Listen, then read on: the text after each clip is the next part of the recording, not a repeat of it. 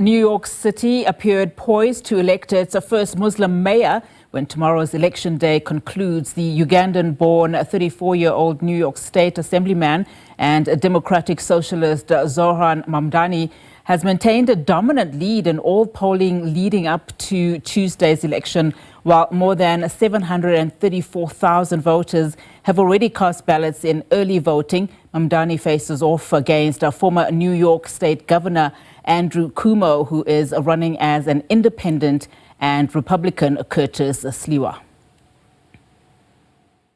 As we stand on the precipice of taking this city back from corrupt politicians and the billionaires that fund them, let our words ring out so loud tonight that Andrew Cuomo can hear them in his $8,000 a month apartment.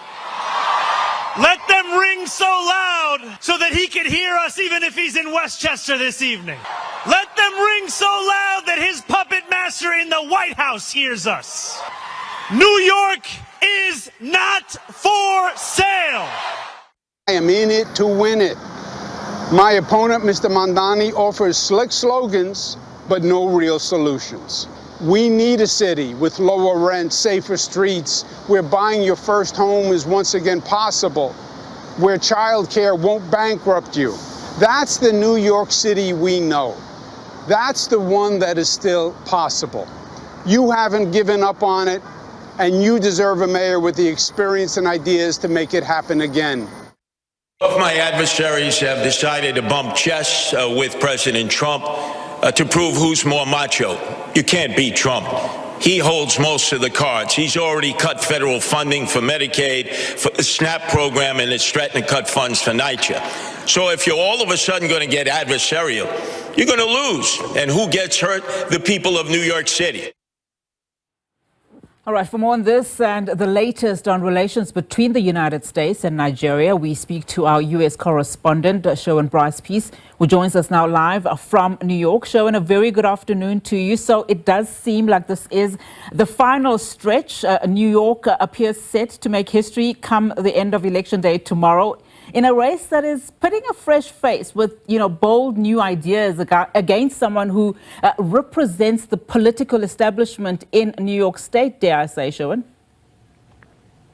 Let's not forget, Unati, who Andrew Cuomo is, right? He's the former state governor of New York. Essentially, he was the face of the COVID-19 pandemic, the response, right? A parallel to what was happening in the federal government, who then got booted from office by none other than New York Attorney General Letitia James over sexual harassment claims. So he's made sought to make a comeback here in the New York mayoral race, losing handily against Zohran Mamdani in the Democratic primary in June, then choosing to run as an independent. And let me tell you, the polling, it's not even worth talking about the Republican candidate.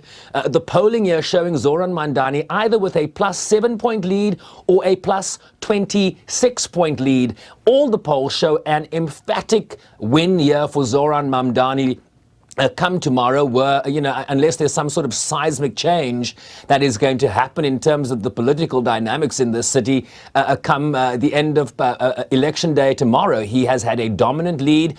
And essentially, you have, this 34-year-old state assemblyman that has never really run an organization, certainly not the size of the largest city in New York with a $116 billion budget, while promising things like free busing, city-run grocery stores, offering to a vision of stabilizing rent, which is exorbitant in, what is one of the most expensive cities in the world, offering universal childcare, and very much policies that are seen as antithetical to the capitalistic vision that has come to represent what New York is, right? The home of the Wall Street Stock Exchange, the New York Stock Exchange, the NASDAQ, the S&P 500.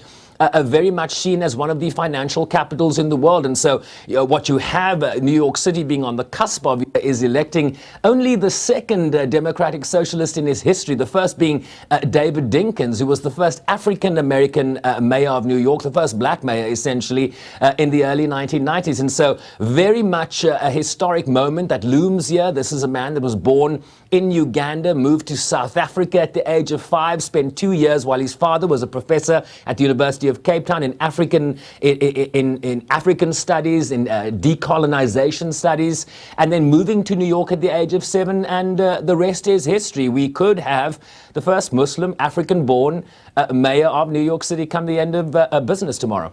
Absolutely. I mean, let's delve deeper in all implications. I mean, the political pundits often talk about the implications of the New York City race in terms of the national picture for the Democratic Party. But tomorrow also goes beyond the race in New York with, key governors' races in New Jersey and Virginia, likely to give us a better sense of where the political chips have fallen since President Donald Trump's victory in the presidential election a year ago. Well, Donald Trump, of course, not on the ballot in these statewide races or these mayoral races, but it's difficult for Donald Trump, given the enthusiasm that he displays on social media or in front of the cameras, where he holds court with the media in the Oval Office daily.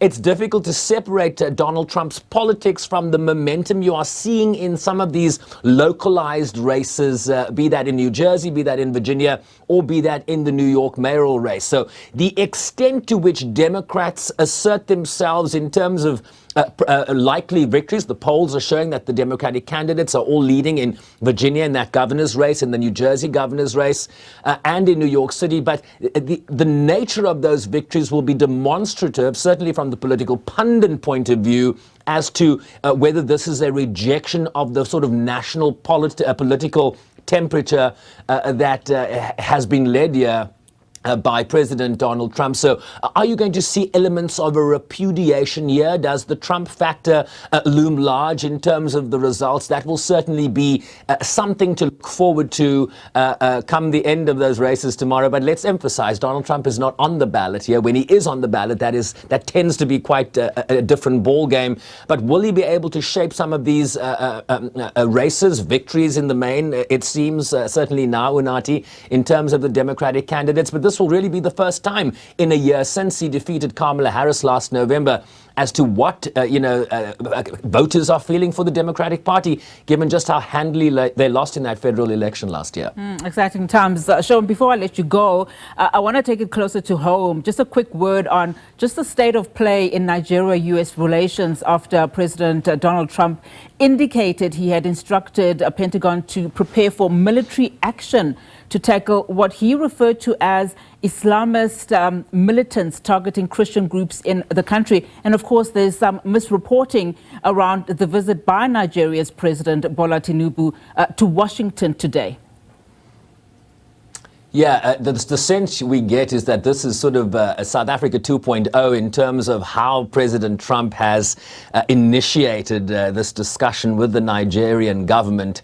Let me just clarify, there has been some misreporting, which has since been clarified by an assistant to President Bola Tinubu, Temitope Ajayi, on social media. Basically saying there is a Sahara Reporters story that President Tinubu is going to the U.S. on Tuesday to see U.S. Vice President J.D. Vance. That story is not true. I can see that the fake news by Sahara has become the basis for some uninformed commentaries since yesterday. If President Tinubu is going to the White House, he won't be going to see Vice President Vance, right? Essentially, a president will travel to the United States to meet his counterpart, which is the President of the United States. But of course, President Donald Trump on Friday on social media, on Truth Social, intimating that he is very concerned about the targeting of Christians by Islamist militants, quoting the president's terminology here. And that he is not taking military action. He's instructed the Pentagon to make preparations for targeting those insurgents. But the Nigerian government making it quite clear that if there were to be any targeting, it would have to be in collaboration with them, and that the United States would have to respect Nigeria's sovereignty. So one understands that there is likely to be some sort of engagement at the highest level between the presidents of Nigeria and the United States. It might not happen this week, but we understand that might be in the works.